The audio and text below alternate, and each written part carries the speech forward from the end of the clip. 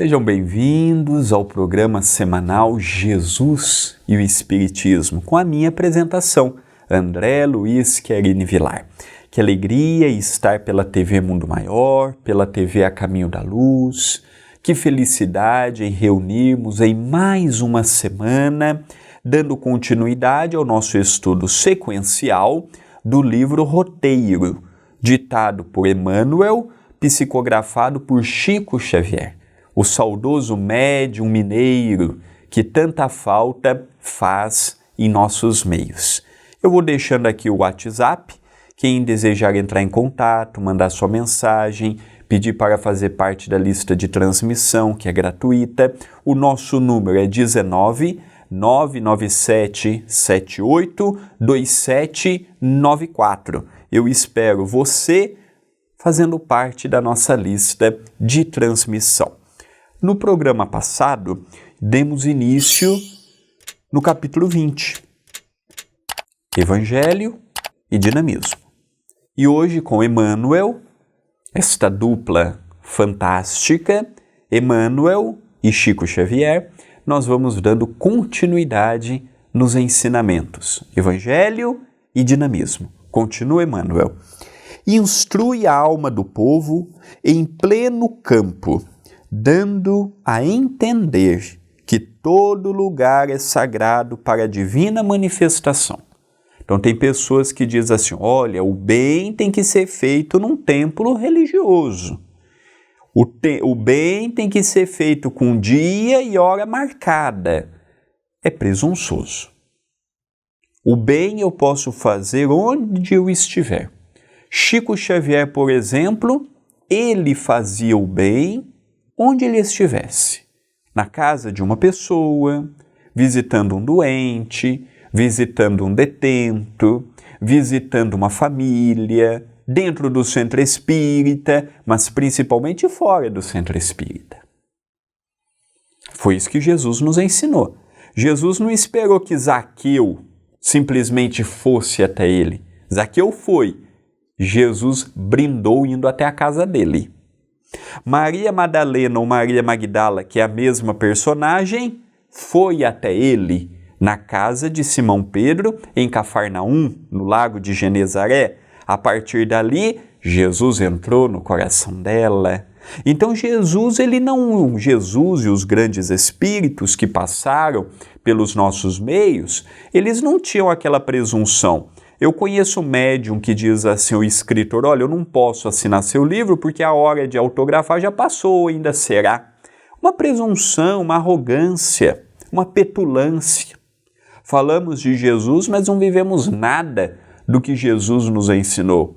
A caridade, a atenção, o olhar, a palavra, ela não tem que ter dia certo, hora certa. É onde nós estivermos, procurando levar o refazimento, procurando levar a instrução, procurando levar o acalento, procurando levar aquela palavra que vai ao encontro de todos que precisam de um simples olhar. Então Jesus, ele não ficou apenas na retórica, Jesus viveu tudo o que ele havia ensinado. Continua Emmanuel. Não adota posição especial, a fim de receber os doentes e impressioná-los. Jesus, ele não precisava disto. Jesus, ele tratava todos com simplicidade e vou além. Jesus procurava não ofuscar a pequenez do próximo com a sua grandeza. Ele não fez shows fascinantes, atraindo a atenção das pessoas. Não, Jesus era simples. A mulher hemorroíça, por exemplo, tocou nele. Dali saiu virtudes. Simão Pedro desejou caminhar nas águas. Jesus simplesmente disse, venha. No segundo passo ele caiu, mas ele teve esse desejo por ver Jesus caminhando sobre as águas. São coisas inimagináveis para a nossa realidade de hoje. Imaginarmos, retornarmos no tempo. Mas Jesus, ele nunca desejou e nunca fez apologia ao sobrenatural. Eu vou fascinar as pessoas, eu vou mostrar a minha grandeza para as pessoas se impressionarem comigo. Não, Jesus, ele absolutamente não tinha vaidade. Isso somos para nós, que não temos grandeza e queremos demonstrar o que não temos. Jesus não. Jesus se manteve humilde, uma virtude muito pouca comentada no meio cristão, porque ofusca os dirigentes cristãos, é a humildade de Jesus. Jesus era humilde, tinha tudo o que tinha e nunca saiu daquela simplicidade. Por isso que ele foi grande como ele foi. Por isso que o trabalho dele foi um divisor de águas em antes do Cristo e depois do Cristo. E olha que cristão no mundo nós somos 1/3 da população. E o trabalho dele vem a cada dia conquistando novos corações. Continua Emmanuel. Na praça pública, limpa os leprosos e restaura a visão dos cegos. À beira do lago, entre pescadores, reergue paralíticos. Em meio da multidão, doutrina entidades da sombra, reequilibrando obsediados e possessos. Mateus, no capítulo 9, versículo 35, informa que Jesus percorria todas as cidades e aldeias, ensinando nos templos que encontrava, pregando o evangelho do reino e curando todas as enfermidades que assediavam o povo. Então Jesus ele percorria cidade a cidade, aldeia a aldeia. Quem fez um trabalho como Jesus fez em proporção menor foi Paulo. Paulo também não esperava as pessoas chegar até ele, não. Paulo, enquanto teve saúde, enquanto esteve bem, quando não estava preso, ele ia de cidade em cidade, de aldeia em aldeia. Jesus foi assim. Jesus não esperava as pessoas ir para Cafarnaum, para as cidades em que ele estava. Jesus ele ia e ele procurava ensinar, mas auxiliar, esclarecer, mas viver o que ele estava esclarecendo. Então ele ia na praça, ajudava os cegos, os leprosos. Ele ia próximo do lago de Genezaré, ele ensinava aqueles pescadores simples, humildes, ignorantes, ensinava a mensagem do reino divino. E é interessante que as pessoas foram ouvindo, era tanto amor, tanta docilidade, tanto carinho, tanta bondade naquelas palavras, que aquilo promovia uma nova vontade de viver. Lembremos que naquela altura não havia leis como nós temos hoje. Era o rico e o pobre. Não havia a defesa do pobre. Não havia o direito do pobre. Não havia o direito do trabalhador braçal. Muitos eram escravos. Outros trabalhavam longas horas do dia para dar parte do tributo para Herodes, para o Sinédrio, para Roma. Era uma fração muito pequena do que verdadeiramente ficava para eles. Então eram revoltados, o que era natural. Não aceitavam aquela submissão a qual o governo impôs na época. E de repente vem Jesus e fala, olha, se você se rebelar neste momento, sua situação apenas piorará. Você será condenado, castigado, torturado e perderá o pouco que tem. Será que vale a pena? Você é um contra o império. Não é mais fácil procurar ver com outros olhos, já que a vida continua e que estamos aqui de passagem? E aquilo foi penetrando no coração daqueles doentes, sofredores, pescadores, prostitutas, pessoas consideradas de má vida na época. E foi enchendo de ânimo, de coragem, e foi dando um novo sentido, um novo entendimento para o momento em que eles estavam vivendo. Saiu a revolta e veio o esclarecimento. Saiu a raiva e veio a esperança. Continua Emmanuel. Em ocasião alguma, o encontramos fora de ação. Não há um versículo do Novo Testamento em que Jesus diz assim, olha, eu vou ficar aqui dormindo, vão vocês, eu vou dormir até mais tarde hoje, estou um pouco cansado, ontem eu curei muita gente, ontem eu limpei muito leproso. Vão vocês, eu lá pelas 10 horas, 11 horas eu acordo, tomo o café da manhã e aí eu vou trabalhar, tá bom? Não. Jesus não era assim. Jesus era o primeiro a acordar e eu nem sei se Jesus dormia, pelo tanto que trabalhou. O primeiro é estar de pé. O primeiro é se postar como um bom general, como um bom líder. O bom líder é quem está à frente, não é quem tem medo e fica atrás. O líder genuíno é quem está à frente da batalha. É aquele o primeiro aí, se for necessário morrer em primeiro lugar, morre.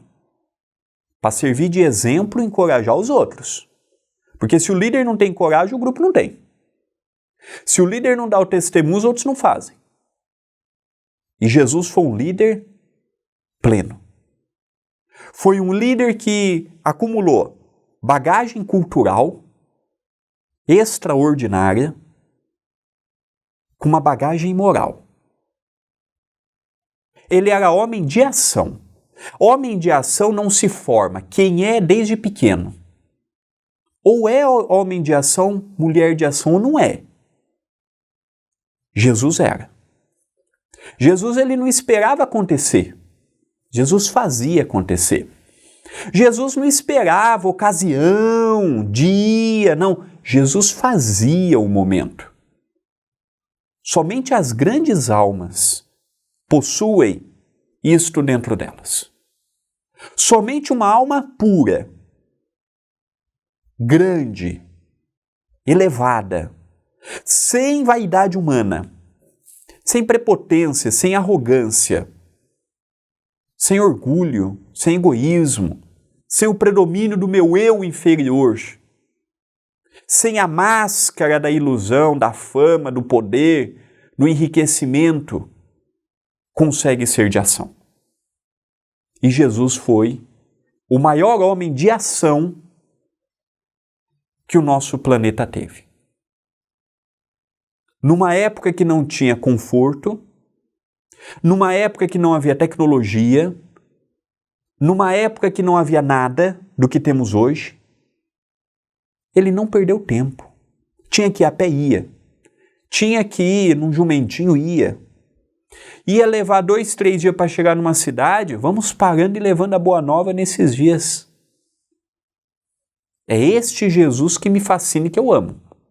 E que eu não canso nunca de procurar todas as manhãs falar: Senhor, imperfeito sou, e imperfeito ainda serei, por um tempo, mas eu estou à tua disposição. Vamos para um rápido intervalo para os amigos da TV Mundo Maior, e você, na TV A Caminho da Luz, vamos continuando o nosso estudo. Voltamos para os amigos da TV Mundo Maior e vamos dando sequência para os amigos da TV A Caminho da Luz. Jesus ação, Jesus amor, Jesus entendimento, Jesus força de vontade. É aquele que hoje nós temos a oportunidade de trazer para a nossa meditação. E nos perguntarmos: Senhor, onde eu posso ser útil? Como eu posso ser útil? Como eu posso fazer a diferença? Como eu posso fazer a mais? Como eu posso fielmente seguir os teus ensinos sem me curvar perante o homem velho, degradado moralmente pelo orgulho, diminuído pela vaidade, querendo sempre o melhor para si e esquecendo do próximo? Então é esse Jesus que fascina e que abre os corações. Continua Emmanuel. Quando se dirige ao monte ou ao deserto a fim de orar, não é a fuga que pretende, e sim a renovação das energias para poder consagrar-se mais intensamente à atividade. Quando Jesus vai para um monte, para um deserto, não é que ele estava se livrando dos problemas, e sim ele estava indo para reabastecer a sua energia para continuar novamente. Não é igual nós quando vamos para um monte, para uma mata, para o deserto. Jesus, ele tinha uma conexão direta com o Pai. Nós estamos tentando ter uma conexão com o nosso anjo da guarda. Nós estamos tentando ter uma conexão com os familiares que desencarnaram bem e procuram nos envolver. Então Jesus, ele se afastava por um período curto, tendo como objetivo reabastecer a energia para dar continuidade em sua jornada. Reabastecer, reanimar, pronto para mais um dia enfrentando todos que chegassem até ele e ele pudesse ter uma palavra, um auxílio e um consolo. Continua Emmanuel. Certamente, para exaltar os méritos do reino de Deus, não se revela pregoeiro barato da rua, mas afirma-se invariavelmente pronto a servir. Ele não se escondeu dizendo assim, olha, eu sou o enviado de Deus, eu sou diferente, eu sou iluminado, eu sou o enviado direto do Pai, como hoje os religiosos fazem em nome de Jesus. Vendo que só por aí conhecem muito Jesus, mas não sabem viver Jesus. Porque quem diz conhecer uma pessoa e seguir esta pessoa vai seguir os seus exemplos. Então tem pessoas que falam assim, eu sou um enviado de Deus. Já demonstra vaidade. Porque um verdadeiro enviado de Deus não vai assumir que é um enviado de Deus. Um verdadeiro enviado de Deus tem como base a humildade. Ele pode até saber que tem um grande conhecimento. Ele pode até saber que a sua responsabilidade é grande, mas ele não vai assumir isso de pronto. Ele não tem o que assumir. Então Jesus não foi um pregoeiro, pregava, olha, não. Jesus diz, eu vim para servir. Senhor, vai descansar um pouco? Não. O Pai trabalha incansavelmente, eu também. Não vim para descansar. Minha jornada aqui é curta. Eu tenho que aproveitar o tempo. Eu não tenho tempo para perder. Eu não tenho tempo para poder dizer assim, amanhã eu faço. Isso serve para nós. Como será a minha próxima existência? Não sei. Será que por não sabermos, não vale a pena nos dedicarmos um pouco a mais no agora, no hoje, aproveitando melhor as oportunidades que nos chegam? Será que já não passou da hora de nós deixarmos de postergar e fazermos o que está em nossas mãos? Será que se desencarnarmos neste instante, eu vou chegar no mundo espiritual preparado, pronto para dar continuidade na minha jornada do outro lado, já que eu sei que estou aqui de passagem? E uma passagem que eu não tenho nítida ideia de quando terá o seu término? Então Jesus foi ação, Jesus foi homem de ação, Jesus foi homem de realização, Jesus concretizou um trabalho aqui no seio da crosta. Continua Emmanuel. Atencioso, presta assistência à sogra de Pedro e visita afetuosamente a casa de Levi, o publicano, que lhe oferece um banquete. Jesus, ele não media esforços para auxiliar. Então a sogra de Pedro, adoentada, enferma, acamada, ele não mede esforços em ajudá-la. Levi, conhecido no Evangelho como Mateus, dentre os apóstolos, o mais aquinhoado materialmente, publicano, considerado um homem de má vida, as pessoas tinham todos os publicanos como homens de má vida, porque imaginavam que tiravam a mais do que lhe deviam, e alguns, infelizmente, realmente utilizavam esta prática, mas não eram todos, porém se generalizava. E quando Jesus vai convidá-lo ao trabalho, não furta de ir na casa confortável de Levi. E não o pede para que ele deixasse de ser um intendente de Herodes, para que ele deixasse de fazer a parte que lhe cabia. Jesus não há registro no Evangelho de Mateus de que tenha pedido a ele para abandonar aquela vida confortável para viver uma vida de miséria. Nós que temos aquela ideia, o pobre vai para um lugar bom e o rico vai para um lugar ruim. Mas por quê? Porque foi pobre vai para um lugar bom e porque foi rico vai para um lugar ruim? Não. No Evangelho não existe pobreza e riqueza. Hoje eu estou na condição da pobreza. Hoje eu estou na condição da riqueza. Ser rico não é condenado, como ser pobre não é santificado. São processos. No passado já fomos ricos, já fomos pobres, já fomos escravos, já fomos nobres. Não. Temos aquela ideia, é rico, é condenado. Não, a riqueza não é condenada. Ser rico não é problema. Às vezes a gente tem despeito. Queria ter o carro que o outro tem, não temos. Às vezes ter a casa que a pessoa tem, não temos. Mas no Evangelho, Jesus nunca condena a riqueza material.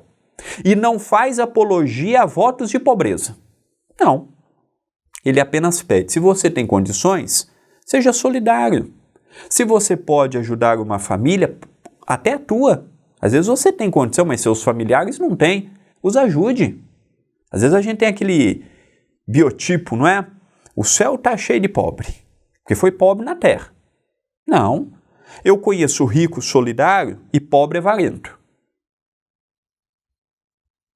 Então a riqueza e a pobreza são estágios. Então são momentos. E já experimentamos. Se não experimentamos no ontem, experimentaremos no amanhã. Continua Emmanuel. Não impõe condições para o desempenho da missão de bondade, que o retém ao lado das criaturas. Não usa roupagens especiais para entender-se com Maria de Magdala, nem se enclausura em preconceitos de religião ou de raça para deixar de atender aos doentes infelizes, seja onde for, sem subestimar os valores do céu. Ajuda, esclarece, ampara e salva. Com o Evangelho, instrui-se entre os homens o culto da verdadeira fraternidade.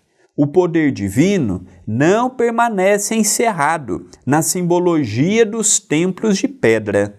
Liberta-se, volta-se para a esfera pública, marcha ao encontro da necessidade e da ignorância, da dor e da miséria.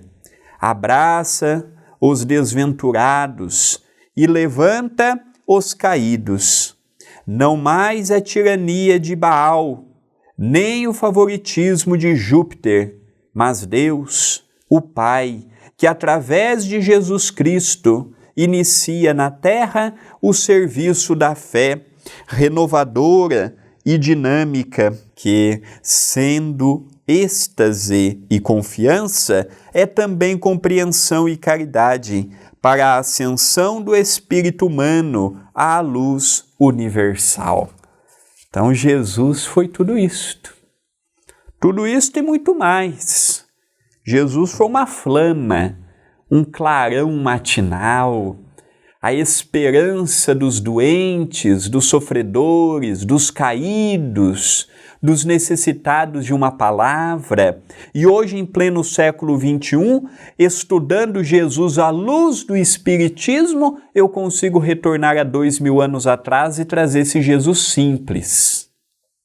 Este Jesus sem ritual, este Jesus sem imposição, este Jesus que não me cobra nada. Jesus não quer o meu dinheiro, Jesus não quer o meu excesso de tempo, Jesus não quer que eu devote a minha vida numa vida contemplativa, imaginando isso ou aquilo. Não, Jesus pede, André, viva o seu dia e sublime as suas decisões.